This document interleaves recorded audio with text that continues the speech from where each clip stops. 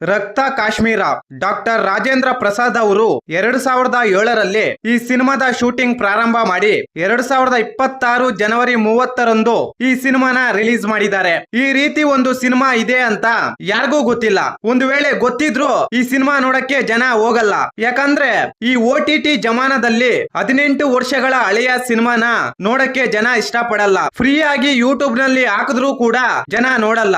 ಅಂತದ್ರಲ್ಲಿ ತಾತಪ್ಪನ ಕಾಲದ ಸಿನಿಮಾನ ಓಬಿರಾಯನ ಕಾಲದಲ್ಲಿ ರಿಲೀಸ್ ಮಾಡಿದ್ರಂತೆ. ಆ ರೀತಿ ಆಯ್ತು ಈ ರಕ್ತ ಕಾಶ್ಮೀರದ ಕತೆ. ಈ ಸಿನಿಮಾದ ಟೈಟಲ್ಗೂ ಆ ಸಿನಿಮಾದಲ್ಲಿ ಹೇಳಿರುವ ಕತೆಗೂ ಒಂದಕ್ಕೊಂದು ಸಂಬಂಧನೇ ಇರಲ್ಲ. ಈ ಸಿನಿಮಾದಲ್ಲಿ ನಮ್ಮ ಉಪ್ಪಿ ಸರ್ ಅನಾಥ ಮಕ್ಕಳಿಗೋಸ್ಕರ ಒಂದು ಶಾಲೆಯನ್ನು ತೆರೆದು ಆ ಶಾಲೆಯಲ್ಲಿ ಮಕ್ಕಳಿಗೆ ಫೈಟಿಂಗ್ ತರಬೇತಿ ಕೊಡ್ತಾ ಇರ್ತಾರೆ. ಒಂದು ದಿನ ಬೆಂಗಳೂರಿಗೆ ಬಾಂಬ್ ಇಡಬೇಕು ಅಂತ ಭಯೋತ್ಪಾದಕರು ಪ್ಲಾನ್ ಮಾಡ್ತಾ ಇರ್ತಾರೆ. ನಮ್ಮ ಉಪ್ಪಿ ಸರ್ ಗರಡಿಯಲ್ಲಿ ಪಳಗಿದ ಮಕ್ಕಳಿಗೆ ಈ ಪ್ಲಾನ್ ಗೊತ್ತಾಗುತ್ತೆ. ಕೂಡಲೇ ಆ ಮಕ್ಕಳನ್ನು ಈ ಟೆರರಿಸ್ಟ್ ಗಳು ಕಿಡ್ನಾಪ್ ಮಾಡ್ತಾರೆ.